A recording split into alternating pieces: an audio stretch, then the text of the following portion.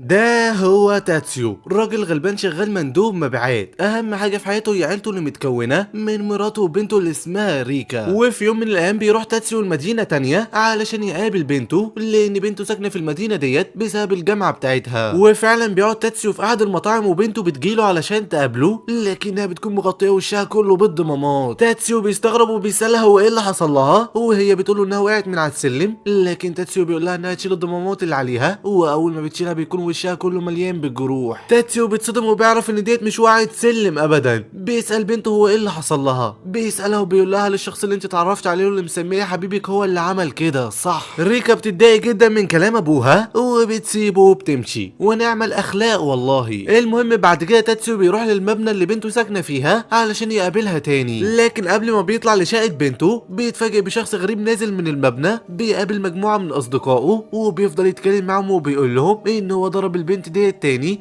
وهيفضل يضربها ويضربها، وبعد ما ياخد الفلوس اللي معاها هيقتلها ويتخلص منها. والبنت ديت اسمها ريكا. صدمه بكل ما تحمله الكلمه. تاتسو بيعرف ان الشخص دوت هو حبيب بنته وكمان هو اللي ضربها. بيقرر انه يمشي وراه علشان يعرف مكان بيته ويبلغ عليه هو واصدقائه، لكن فجاه بيظهر شخص غريب جنب تاتسيو وبيقول له هو انت ليه بتمشي ورا رجالي. وبياخد تاتسيو لاحد الشوارع المهجوره وبيضربه وبيجرده من ملابسه وبيصوره وبيصور كمان بطاقته، وبيقول له ان هو لو بلغ الشرطه عارف كويس هو ايه اللي هيحصل له، وبيمشي وبيسيبه. وبعد اللي حصل دوت بيروح تاتسيو المستشفى عشان يعالج جروحه، وبيتصل بزوجته وبيقول لها ان هو مش هيقدر يرجع النهارده للبيت علشان عنده شغل كتير وكمان علشان عايز يقعد مع بنته ريكا. وبيقفل تاتسيو التليفون مع زوجته وبيكون مصدوم من كل اللي حصل، لان هو ما توقعش ان حبيب بنته ممكن يطلع واحد من افراد عصابه. وتاني يوم بيروح تاتسيو لشقه بنته وهي مش موجوده علشان يتاكد الشخص اللي شافه دوت هو حبيبها ولا لا. وبيتاكد فعلا لما بيلاقي علبه سجاير نفس نوع السجاير اللي بيشربه الشخص دوت. تاتسيو بيتعصب جدا، لكن في الوقت دوت بيجي الشخص اللي هو حبيب بنته دوت كمان للشقه، واللي بيتضح ان اسمه نابوتو. وتاتسيو بيستخبى في الدولاب علشان نابوتو ما يشوفهوش. وبيكون نابوتو بيتكلم في الوقت دوت مع شخص على التليفون وبيقول له ان هو استغل بنات كتير وقتلهم في النهايه بعد ما اخد غرضه منهم، وان هو كمان هيقتل البنت اللي اسمها ريكا ديت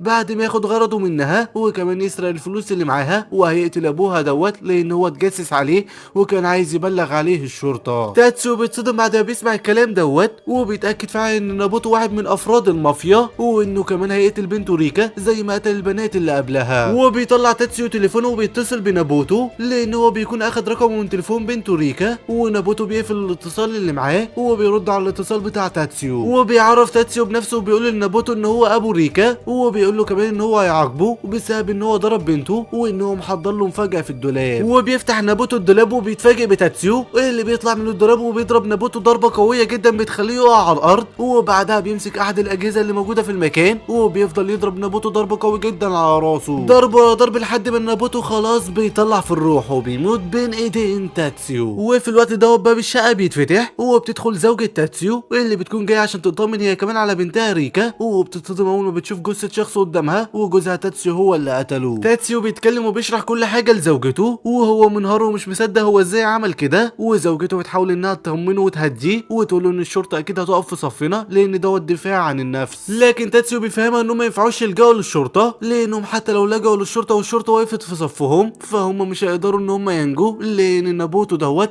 واحد من افراد عصابه، والعصابه اكيد مش هتسيبهم في حالهم وهتقتلهم كلهم اول ما تعرف ان هم اللي قتلوا نابوتو. وفعلا في الوقت ده بنشوف واحد من افراد العصابه اللي بيحرسوا نابوتو، واللي بيتضح ان اسمه كيوتشي، واللي بيكون قاعد مستني نابوتو ينزل من الشقه بتاعه ريكا. وبيحس كيوتشي ان نابوتو اتاخر جدا في الشقه بتاعه ريكا علشان كده بيطلع علشان يطمن عليه، لكن بيتفاجئ بريكا اللي راجعه للشقه بتاعتها، فبيفضل واقف يتجسس على كل اللي بيحصل علشان يشوف نابوتو راح فين. وفي الوقت ده بتدخل ريكا للشقه بتاعتها وبتلاقي ان امها وابوها موجودين جوه، وبتستغرب جدا لان هم موجودين هنا. وتاتسيو بيكون في الوقت ده خبى جثه نابوتو في الحمام، وبتتكلم موريكا مع ريكا وبتقول لها ان هم سمعوا ان في جرائم كتير بتحصل في المنطقه ديت علشان كده قرروا ان هم يجوا ياخدوها علشان تعيش معاهم الفتره ديت. وبتقتنع ريكا فعلا بكلام امها وبتقرر انها تروح تعيش معاهم الفتره ديت، وبتمشي فعلا ريكا وامها علشان يروحوا البيت، وتاتسيو بيفضل قاعد بحجه ان هو هيروق المكان ويجي وراهم. وبيستغرب كيوتشي جدا اول ما بيلاقي ان ريكا وامها خرجوا من الشقه وان نابوتو لحد دلوقتي ما خرجش. وبيحاول كيوتشي في الوقت دوت ان هو يفتح باب الشقه علشان يشوف نابوتو موجود جوه ولا لا وايه اللي بيحصل في الشقه دي. وبيحس تاتسو في الوقت دوت ان في حد بيفتح الباب، وبيعرف ان دوت واحد من افراد العصابه، فبيقرر ان هو يستخبى. وبيدخل كيوتشي للشقه وبيلاقي تاتسيو اللي بيكون متنكر على هيئه عامل تنظيف، وبيقول لكيوتشي ان نابوتو هو اللي جابه لهنا علشان ينظف الشقه، وبعدها سابه ومشي. وبيقتنع كيوتشي بكلام تاتسيو وبيمشي وبيروح للقائد بتاعه واللي اسمه كوبو، وبيقول له على كل اللي حصل وان نابوتو اختفى. القائد كوبو بيستغرب وبيقول لكيوتشي ان هو يراقب البنت اللي اسمها ريكا ديت وكل عيلتها، بما ان اخر مره نوبو كان موجود عند ريكا ديت في الشقه. وفي نفس الوقت بنشوف ان زوجة تيتسيو رجعت لشقه ريكا وهي معاها بعض الحاجات اللي تيتسيو طلب منها انها تجيبها، وبتكون الحاجات اللي جابتها زوجة تيتسيو ديت تيتسيو هيستخدمها علشان يتخلص من الجثه. وبيكون اول حاجه يعملها تيتسيو عشان يتخلص من الجثه هو انه يغلي الجثه في ميه مغليه علشان يقدر انه يفصل اللحم عن العظم، وبعدها يتخلص من العظم لوحده واللحم لوحده. زوجة تيتسيو بتمشي وبيبدا تيتسيو فعلا في ان هو يعمل كده وان هو يغلي الجثه في الحمام علشان يقدر انه يفصل اللحم عن العظم. وفي الوقت ده بنشوف القائد كوبو اللي بيروح لزعيم العصابه وبيحكي له على كل اللي حصل مع نابوتو، وبيتضح ان زعيم العصابه هو ذات نفسه ابو نابوتو. وبنرجع مره تانية لتاتسيو اللي بيكون خلص اللي بيعمله واخد الجثه في شنطه سفر ورجع مره تانية للبيت وقعد علشان يرتاح. وتاني يوم بعد ما تاتسيو بيصحى بيقرر انه يعمل الخطوه التانية للتخلص من الجثه، وهو انه يزرع اللحم في وعاء نباتي لحد ما يتحلل والعظم يطحنه ويحوله لرماد ويتخلص منه. وبيستعد فعلا تاتسيو علشان يروح يجيب وعاء نباتي، لكن زوجته بتوقفه قبل ما يخرج من البيت وبتوريه من الشباك ان في عربيه غريبه واقفه قدام البيت من امبارح، وبتشك ان العربيه ديت تبع العصابه وان العصابه بتراقبهم. تاتسيو بيستغرب وبيقول لزوجته ان هو برضك شاف العربيه ديت امبارح وهو جاي ومعاه شنطه الجثه من شقه بنتهم، وان هو ما خدش باله خالص ان العربيه ديت كانت بتراقبه. وبيقول تاتسيو لزوجته انها ما تقلقش عليه، وبيخرج وهو معاه شنطه الجثه وبيروح للسوق علشان يشتري وعاء نباتي يحلل فيه اللحم بتاع الجثه. وفي الوقت دوت واثناء ما تاتسيو موجود جوه السوق بيجي افراد من العصابه بيفتحوا شنطه العربيه بتاعه تاتسيو وبيفتحوا الشنطه اللي معاه في العربيه واللي موجود فيها الجثه،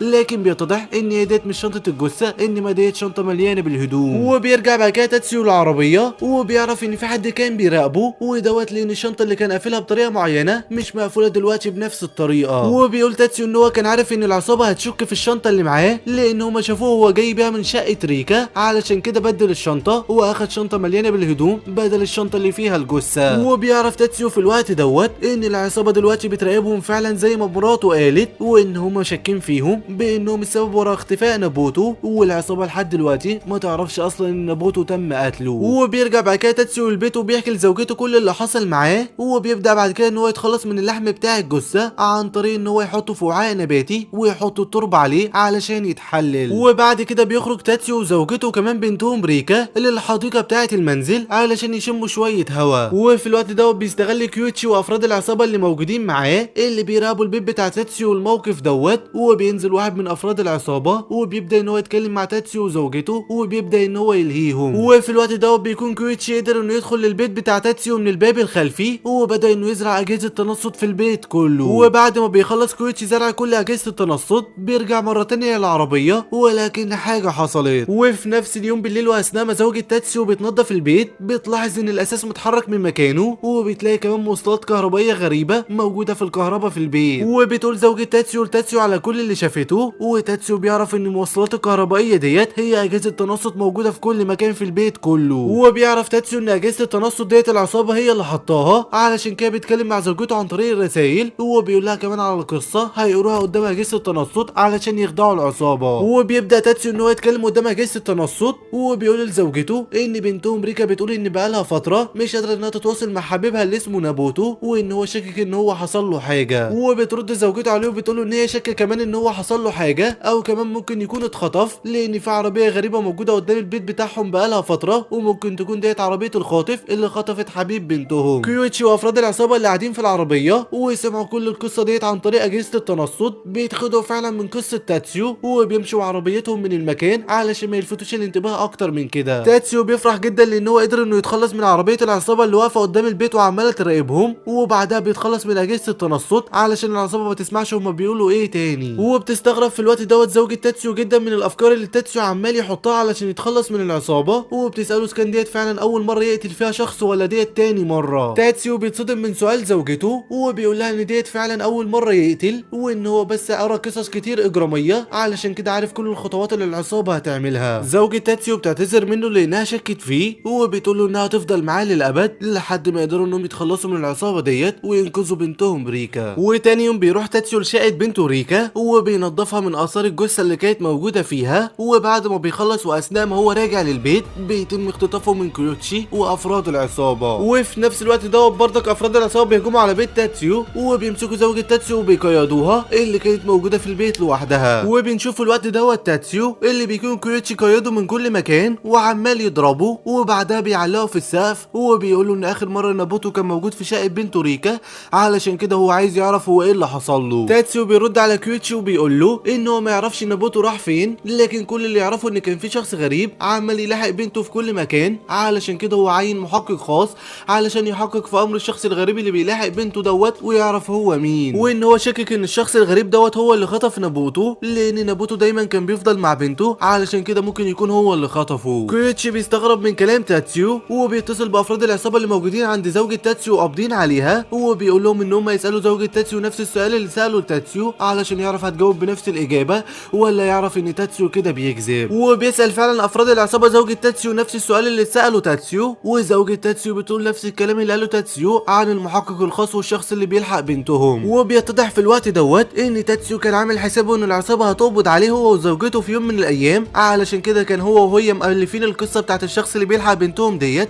علشان يقولوها للعصابه ويضللوهم اكتر عن موت نابوتو. افراد العصابه اللي موجودين عند زوجة تاتسيو اول ما بيلاقوا ان زوجة تاتسيو قالت نفس الكلام بيسيبوها وبيطلقوا صراحه وبيمشوا من المكان بسرعه لان الجيران سمعوا صوتهم. وفي نفس الوقت دوت بيكون كويتشي فك تاتسيو من القيود اللي كان مقيده بيها بعد ما قدرش ان هو يستفاد منه باي معلومه. تاتسيو بيفرح لان هو كده خدع افراد العصابه للمره الثانيه، لكن كويتشي بيتكلم وبيقول لتاتسيو ان هو هيقتله وهيخلص عليه، وان بعد ما يقتله هيقول لرؤسائه ان تاتسيو اعترف ان هو قتل نابوتو علشان كده انا قتلته، ورؤسائه هيصدقوه وهيقفلوا موضوع التحقيق في امر نابوتو دوت وهيركزوا في شغلهم الاساسي. تاتسيو بيتصدم من كلام كيوتشي وكيوتشي فعلا بيستعد علشان يقتل تاتسيو، لكن تاتسيو بذكاء بيقول لكيوتشي ان هو لو قتله مش هيستفيد اي حاجه، ودوت لان اصلا ممكن نابوتو ما يطلعش ميت ويرجع مره تانية للعصابه، وساعتها العصابه هتعرف ان هو كذاب ورؤسائه اكيد مش هيرحموه لان هو كذب عليهم وخبى عليهم امر زي دوت. كيوتشي بيصدق كلام تاتسيو وان فعلا ممكن نابوتو يطلع عايش ويرجع تاني، وتاتسيو علشان يزيح من عليه الشكوك بيقول لكيوتشي ان هو هيساعده في البحث عن نابوتو لان هو حبيب بنته. كيوتشي بيقول لتاتسيو ان هو موافق ان هو يدور معاه على نابوتو، لكن لو ما لقوش نابوتو ونابوتو ما رجعش زي ما هو قال ساعتها هيقتله ويلفق له تهمه قتل نابوتو علشان يخلص من الموضوع دوت. وبعد اللي حصل دوت بيرجع تاتسيو لبيته وهو عمال يفكر وبيقول ان افراد العصابه لحد دلوقتي ما يعرفوش ان نابوتو ميت ومفكرين ان هو لسه عايش، لكن في نفس الوقت هم شاكين فيه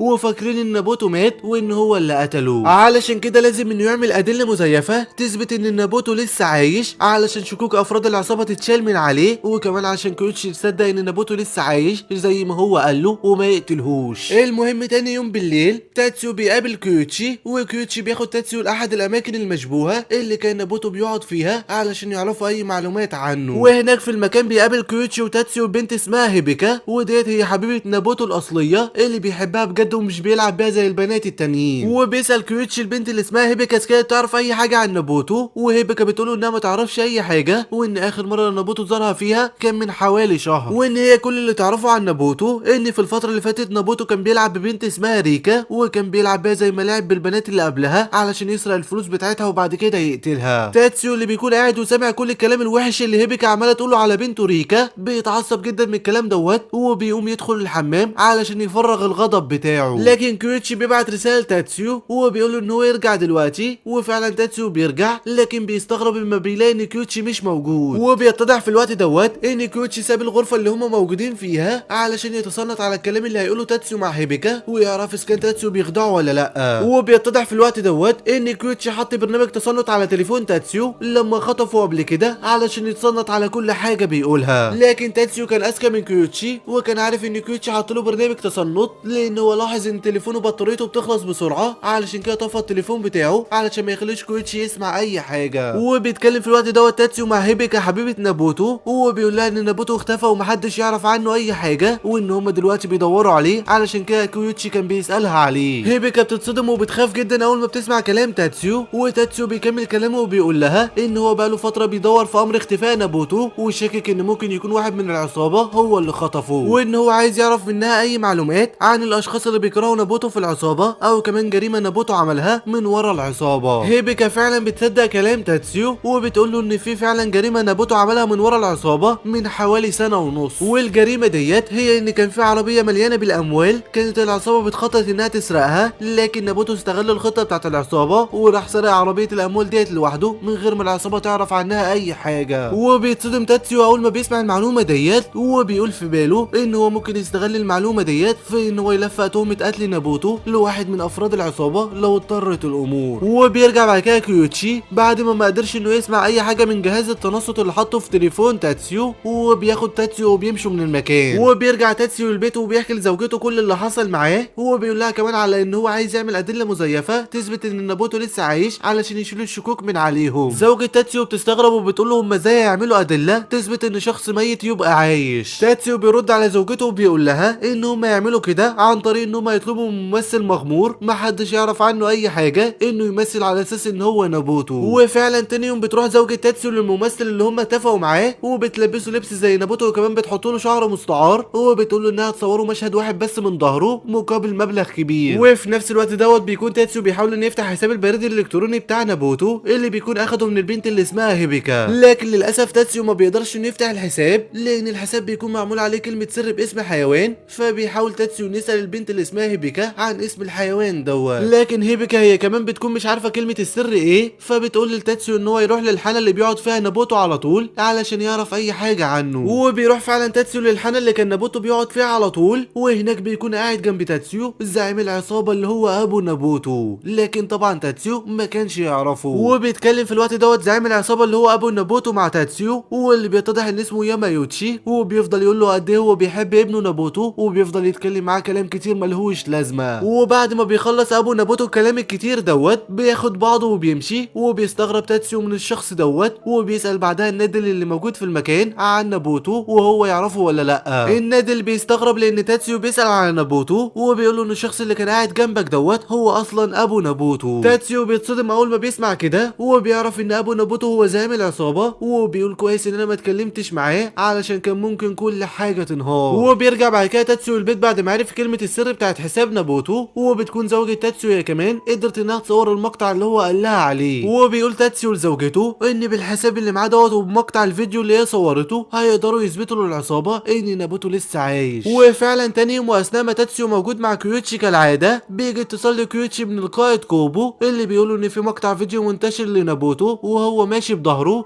وفي تعليق على المقطع دوت من حساب نابوتو الاصلي، وهو بيقول لصاحب المقطع انه يمسح المقطع دوت والا هيقتله، وان هو ياخد المقطع دوت ويروح لافراد العصابه المتخصصين في الهاكر ويعرف منهم اذا كان المقطع دوت حقيقي ولا لا، والشخص اللي جوه دوت نابوتو ولا لا، ويعرف كمان مين اللي رفع المقطع دوت على النت. وفعلا كيوتشي بياخد تاتسيو وبيروح لمجموعه الهاكر بتاعه العصابه، وبيقابل هناك كيوتشي وواحد اسمه تاكيدا ودوت المسؤول عن مجموعه الهاكر، وبيبان من كلام تاكيدا مع كيوتشي ان هم الاثنين على خلاف مع بعضيهم. المهم تاكيدا والمجموعه اللي معاه بيبداوا ان هم يبحثوا في امر الفيديو دوت علشان يعرفوا مين الشخص اللي رفعه، وبيكون تاتسيو قاعد ومش خايف ابدا برغم ان هم بيبحثوا في امر الشخص اللي رفع الفيديو، ودوت لان هو رفع الفيديو من برنامج بيرفع الفيديوهات على موقع مجهوله ومحدش بيعرف مين اللي رفعها. المهم افراد العصابه بيبداوا انهم يبحثوا في امر الفيديو دوت ويطلعوا كل المعلومات اللي فيه، وبنشوف في نفس الوقت دوت زوجة تاتسيو اللي موجوده في البيت بتاعها وهي سامعه كل اللي بيحصل عند تاتسيو واللي بيعملوه افراد العصابه. وبيتضح في الوقت دوت ان تاتسيو حاطط تليفون في جيب سري موجود في الشنطه اللي معاه، والتليفون دوت موصول بميكروفون موجود في الطاقيه اللي هو لابسها، والتليفون دوت مفتوح على مكالمه بينه وبين زوجته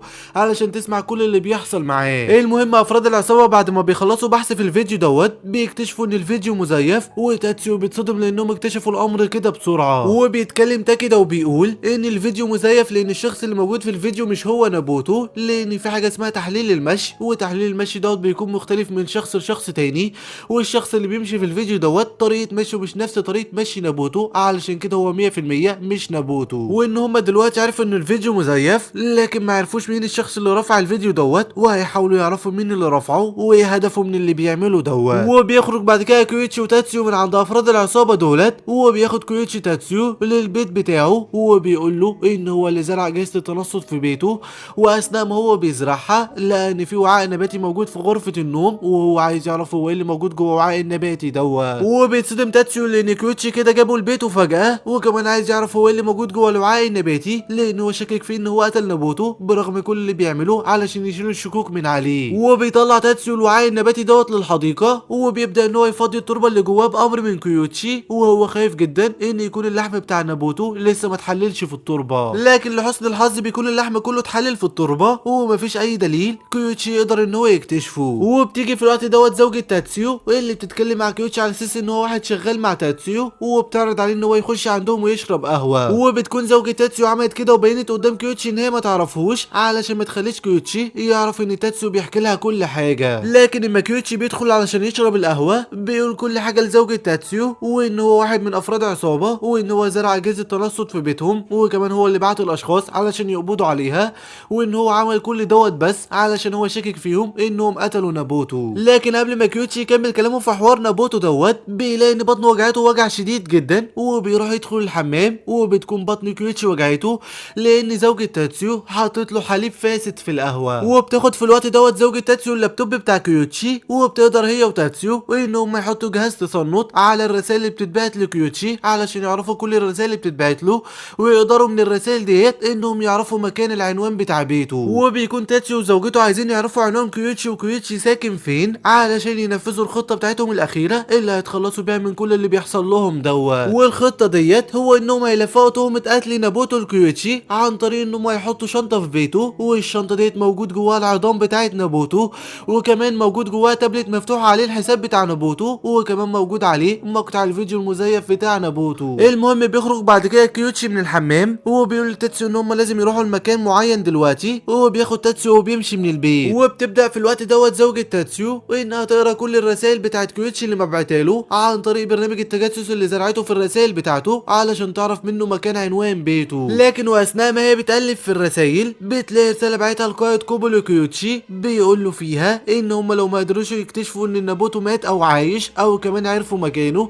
فهم هيقتلوا تاتسيو وكل عيلته ويتهموهم بقتل نابوتو علشان الزعيم بتاعهم يفوق من اللي هو فيه ويكملوا شغلهم. وبتتصدم زوجة تاتسيو اول ما بتقرا الرساله ديت، وبتتصدم اكتر اول ما بتعرف ان اخر مهله لقتل عائله تاتسيو هي بكره. وبتبعت زوجة تاتسيو لتاتسيو رساله بتقول له فيها على كل العصابه بتخطط ليه، وكمان بتقول له فيها على عنوان بتاع كيوتشي لانها اكتشفت عنوانه اخيرا. وفي نفس الوقت دوت بيكون تاتسيو موجود مع كيوتشي اللي اخده لشقه بنته ريكا مره تانية. وبيدخل كيوتشي لشقه ريكا وبيبدا ان هو يدور في كل حته في الشقه علشان يلاقي دليل على نابوتو ويعرف هو نابوتو راح فين وايه اللي حصل له. لكن كيوتشي ما بيلاقيش اي حاجه، فبيتصل باحد الاشخاص وبيطلب منه انه يجيب له حاجه معينه ويحطها له في صندوق البريد بتاع الشقه بتاعته. وبيربط بعد كده كيوتشي تاتسيو باستخدام احد الكلبشات في الشقه بتاعت ريكا، وبيقول له انت مش هتتحرك هنا من الشقه الا لما اعرف نابوتو راح فين، وبيسيبه وبيمشي علشان يروح يعمل حاجه معينه. وبيتعصب جدا تاتسيو لان هو هيفضل مربوط، لكن بيتعصب اكتر وبيتصدم اول ما بيقرا الرساله اللي زوجته بعتتها له وان العصابه بتخطط انها تخلص عليهم كلهم. وبيتصل تاتسيو بسرعه بزوجته وبيقول لها انها تجيب الشنطه بتاعت الادله وتيجي بسرعه لشقه ريكا لان هو موجود هناك. وبتيجي فعلا زوجة تاتسيو لشقه ريكا وهي معاها شنطه الادله، وبيكون تاتسيو قدر يحرر نفسه من الكلبشات اللي كانت ربطاه بطريقه معينه. وبياخد تاتسيو الشنطه بتاعت الادله من زوجته وبيقول لها ان هو يروح يحط الشنطه ديت في شقه كيوتشي بسرعه ويرجع لهنا قبل ما كيوتشي يرجع مره تانية لشقه ريكا. وبيتحرك فعلا تاتسيو لشقه كيوتشي، واول ما بيوصل هناك للمبنى اللي فيه الشقه بيلاقي هناك ان صندوق البريد بتاع كيوتشي موجود فيه ظرف معين. وبيفتكر تاتسيو في الوقت دوت ان كيوتشي طلب من احد الاشخاص انه يجيب له حاجه ويحطها له في صندوق البريد، فبيفتح تاتسيو صندوق البريد بتاع كيوتشي وبيشوف هي ايه الحاجه ديت، وبيلاقي ان الحاجه ديت هو كشاف اشعه فوق بنفسجيه. وبيتصدم تاتسيو وبيعرف ان كيوتشي كان عايز يستخدم الكشاف دوت علشان يكشف على اثار الدماء اللي موجوده في شقه ريكا ويعرف ان نابوتو مات هناك. وبياخد تاتسيو الكشاف دوت وبيقرر ان هو يبدله بكشاف مزيف، وبيتحرك بعد كده عشان يطلع لشقه كيوتشي وهي شقه 905. وفعلا بيوصل للشقه وبيحاول ان هو يفتحها عن طريق طريقه اتعلمها من النت، لكن الطريقه ما بتنفعش والشقه ما بترضاش تفتح ابدا. وبيتضايق تاتسيو لان هو مش عارف يفتح باب الشقه، وكمان عشان في اشخاص عمالين يعدوا من الدور اللي هو فيه وممكن يشوفوه وهو بيحاول يفتح باب الشقه وبيكون مش عارف يعمل ايه، وبيقرر ان هو يدخل شقه كيوتشي عن طريق السطح. وبيلاقي فعلا تاتسيو طريقه يقدر يخش بيها شقه كيوتشي عن طريق السطح، لكن ما بيرضاش ينفذ الطريقه ديت لان الوقت اتاخر ولازم يرجع بسرعه شقه ريكا قبل ما كيوتشي يرجع. وبيتحرك فعلا تاتسيو بسرعه وبيرجع لشقه ريكا وبيقيد نفسه بالكلبشات من قبل ما كيوتشي يرجع. وبيرجع بعد كده كيوتشي لشقه ريكا وهو معاه كشاف الاشعه فوق البنفسجيه وبيستخدم الكشاف دوت وبيحاول انه يكتشف اثار اي دم موجود في الشقه لكنه مش بيلاقي اي حاجه ودوت طبعا لان تاتسيو بدل الكشاف. وبيتعصب كيوتشي جدا لان هو ملقاش اي حاجه وان هو كان متوقع انه يلاقي اي دليل، لكن بيتعصب كيوتشي اكتر اما بيفتح اللابتوب بتاعه وبيلاقي ان في رسائل غريبه مبعوثه من الحساب بتاعه لاشخاص مجهولين وبيستغرب جدا لان هو ما بعتش الرسائل دي. وبيكون طبعا اللي بعت الرسائل ديت هو تاتسيو عن طريق برنامج التجسس اللي حطه على الرسائل بتاعه كيوتشي. وبيتكلم في الوقت دوت تاتسيو مع كيوتشي وبيقول له انه غريب جدا ان شخص يبعت رسائل من الحساب بتاعك وانت مش عارف، وان اكيد الشخص اللي عمل كده هو شخص بيحاول يلفق لك تهمه زي تهمه مثلا قتل نابوتو. كيوتشي بيستغرب وبيقول لتاتسيو هو انت قصدك ايه؟ وتاتسيو بيقول له ان هو مش قصده اي حاجه وان هو بس عايز يقول له بما ان في رسائل غريبه مبعوثه عن طريق حسابه وهو ما يعرفش عنها اي حاجه فدوت معناه ان في حد مخترق اللابتوب بتاعه واللابتوب بتاعه كله متهكر، وان مفيش اي حد يقدر انه يهكر اي لابتوب غير تاكيدا والمجموعه اللي معاه، وان ممكن يكون تاكيدا عايز يلبسه جريمه معينه زي ممكن يكون ان هو قتل نابوتو وعايز يلبسه مثلا جريمه قتله ودوت لان تاكيدا بيكرهه، وكان باين من كلامكم انتوا الاثنين اخر مره مع بعضيكم ان انتم بتكرهوا بعضيكم. وبيقتنع كيوتشي بكلام تاتسيو وبيقرر ان هو يروح للشقه بتاعته علشان يكتشف لو في حد حط فيها اي حاجه، علشان لو حد عايز يتهمه باي تهمه هيحط الدليل في شقته. وبنفهم في الوقت دوت ان تاتسيو عمل المسرحيه ديت كلها وخلى كيوتشي يشك في تاكيدا لان هو عايز بس يروح لشقه كيوتشي ويعرف هو كيوتشي بيحط فين الحاجات المهمه بتاعته علشان يحط بعد كده في المكان المهم دوت الشنطه بتاعت الدليل، وكمان علشان يخلي كيوتشي يشك في تاكيدا ويبعد الشكوك شويه بعيد عنه. وبيروح فعلا كيوتشي للشقه بتاعته مع تاتسيو وبيدخل الشقه وبيدور في الخزانه بتاعته وبيدور كمان في الخزنه بتاعته اذا كان في حد ساب اي دليل يتهمه بيه لكنه مش بيلاقي اي حاجه. وبيتعصب جدا كيوتشي لان هو ملقاش اي حاجه وبيعرف ان تاتسيو كان بيتلاعب بيه وبيقول لتاتسيو انت شكلك انت اللي قتلت نابوتو وعايز تلفق تهمه قتله ليا، لكن تاتسيو بيرد على كيوتشي بذكاء وبيقول له ان هو قال له ان هو ما قتلش نابوتو وان هو بس عايز يعرف مين اللي قتل نابوتو واذا كان نابوتو مات فعلا ولا لا علشان يخلص من كل دوت ويرجع لحياته الطبيعيه، وان هو كمان مش هيقدر انه يلفق له تهمه قتل نابوتو حتى لو هو قتله لان هو موجود معاه في خلال ال 24 ساعه طول الايام اللي فاتت، فازاي هيلفق له هو التهمه؟ كيوتشي بيقتنع بكلام تاتسيو للمره الثانيه وبياخد كيوتشي تاتسيو وبيروح لتاكادا علشان يساله اذا كان عارف اي معلومات تانية عن الفيديو بتاع نابوتو. وفي الوقت دوت تاتسيو بطنه بتبدا انها توجعه فبيضطر ان هو يخش الحمام ويطول شويه حلوين كده في الحمام، وبعد ما بيخرج تاتسيو من الحمام بتتبعت رساله لتاكادا من حساب مجهول على حسابه، وتاكادا اول ما بيشوف الرساله ديت بيتصدم وبيكون محتوى الرساله ديت بيقول ان الشخص اللي سرق عربيه الاموال اللي كانت العصابه هتسرقها من سنه ونص هو كيوتشي ونابوتو، وان كمان نابوتو مش مخطوف او مفقود زي ما العصابه مفكره، انما نابوتو اتقتل واللي قتله هو كيوتشي لان هو كان عايز ياخد منه فلوس تاني من الفلوس اللي سرقوها من عربيه الاموال. ده كده بيكون مصدوم جدا من الرساله ديت وبيتصل بمجموعه من افراد العصابه وبيطلب منهم انهم يفتشوا شقه نابوتو ويشوفوا اذا كان نابوتو عنده اموال تشبه الاموال اللي كانوا يسرقوها من عربيه الاموال من سنه ونص ولا لا. وفعلا افراد العصابه بيروحوا لشقه نابوتو وبيفتشوها وبيلاقوا فعلا الاموال موجوده جواها وبيقولوا لتاكادا على اللي هم لقوه، وبيتصدم تاكادا بعد ما بيعرف كده وبيعرف ان الكلام اللي مبعوث في الرساله دوت هو كلام حقيقي ومش مجرد كلام كده وبس. وبيقول تاكادا لكيوتشي ان هو متهم بخيانه العصابه وان هم يروحوا دلوقتي شقته ويفتشوها علشان يعرفوا اذا كان هو خاين ولا لا وان هو اللي قتل نابوتو ولا لا. كيوتشي بيتصدم وبيكون مش فاهم هو ايه اللي بيحصل، وبيروح بعد كده كل افراد العصابه لشقه كيوتشي علشان يفتشوها وبيكون القائد كوبو موجود بعد ما تاكادا قال له على كل حاجه، وبيطلعوا كلهم للشقه بتاعت كيوتشي وبيقفوا كلهم قدام الخزنه بتاعت كيوتشي اللي بيخبي فيها كل حاجه، والقائد كوبو بيطلب من كيوتشي ان هو يفتحها. كيوتشي فعلا بيفتح الخزنه ديت وهو مطمن لان هو عارف ان هو ما قتلش نابوتو وكمان ما سرقش عربيه الاموال ديت معاه، وان الاموال اللي موجوده في الخزنه ديت هي الاموال بتاعته اللي هو بيحوشها. وفعلا العصابه بتلاقي ان الاموال ديت هي اموال كيوتشي اللي هو محوشها وملهاش اي علاقه بالاموال اللي اتسرقت من السياره اللي هم كانوا هيسرقوها، لكن افراد العصابه بيلاقوا حاجه تانية جوه الخزنه بتاعت كيوتشي والحاجه ديت بتكون شنطه معينه، وطبعا انتوا عارفين الشنطه المعينه ديت هي شنطه ايه. كيوتشي بيتصدم اول ما بيشوف الشنطه ديت وبيقول ان هو مش فاكر ان هو جاب شنطه قبل كده وحطها في الخزنه بتاعته، وبيقول كيوتشي باعلى صوته ان الشنطه ديت مش بتاعته وان هو ما يعرفش ان هي بتاعت مين. لكن افراد العصابه بيمسكوا كيوتشي وبيسكتوه وبيفضي تاكادا الشنطه ديت، واللي بتكون فيها طبعا العظام بتاعه نابوتو، وفيها كمان التابلت اللي موجود عليه الفيديو المزيف بتاع نابوتو.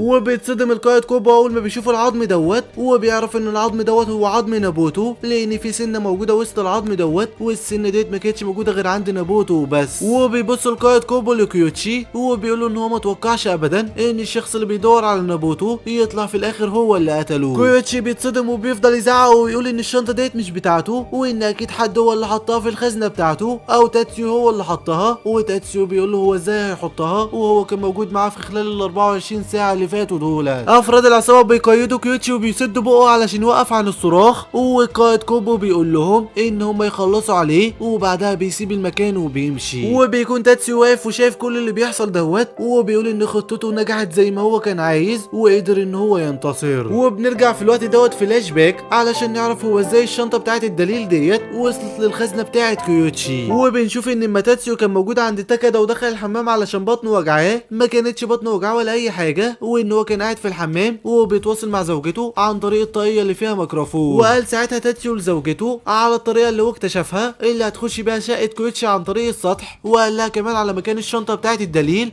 لان هو خباها في احد الاماكن، اما ما عرفش ان هو يحطها في الشقه بتاعت كيوتشي ويفتح الباب بتاع الشقه بتاعته. وقدرت فعلا زوجة تاتسيو انها تدخل الشقه بتاعت كيوتشي بالطريقه اللي تاتسيو قال لها عليها. وقدرت كمان زوجة تاتسيو في الوقت دوت انها تعرف كلمه السر بتاعت الخزنه بتاعت كيوتشي عن طريق كشاف الاشعه فوق البنفسجيه، وحطت الدليل بعدها جوه الخزنه بتاعت كيوتشي. وبعد كده بتخرج زوجة تاتسيو من شقه كيوتشي ولكن في حاجه حصلت، وبتبعت الرساله اللي احنا شفناها قبل كده لتاكادا، واللي بتكون بعتتها عن طريق احد البرامج اللي بيبعت رسائل مجهوله علشان العصابه ما تقدرش تعرف مين اللي بعتها. وبنرجع في الوقت دوت لوقتنا الحاضر بعد ما عرفنا الشنطه بتاعت الدليل ازاي وصلت للخزنه بتاعت كيوتشي. وبنشوف في الوقت دوت تاتسيو اللي بيروح لشقه بنته ريكا بعد ما افراد العصابه افرجوا عنه، لان دلوقتي ما بقاش ليه اي لازمه. وبيقعد تاتسيو في شقه بنته ريكا وهو عمال يفكر في كل اللي عمله، وبيقول ان هو ما توقعش ان هو هيقدر انه يتغلب على العصابه ويلفق التهمه لواحد منهم، وبينام بعد كده تاتسيو من كتر التعب. وفي الوقت دوت بنشوف افراد العصابه اللي بيستعدوا علشان يقتلوا كيوتشي، لكن للاسف كيوتشي بيقدر ان هو يخدعهم ويهرب منهم، وبينزل وبيجري وسط الناس، وافراد العصابه ما بيقدروش ان هم يلحقوه. وبيتحرك كيوتشي في الشارع بعد ما هرب من افراد العصابه وغير هدومه، وبيكون كيوتشي في الوقت دوت مصاب لان هو اتصاب وهو كان بيهرب من افراد العصابه. وبيكون كيوتشي في الوقت دوت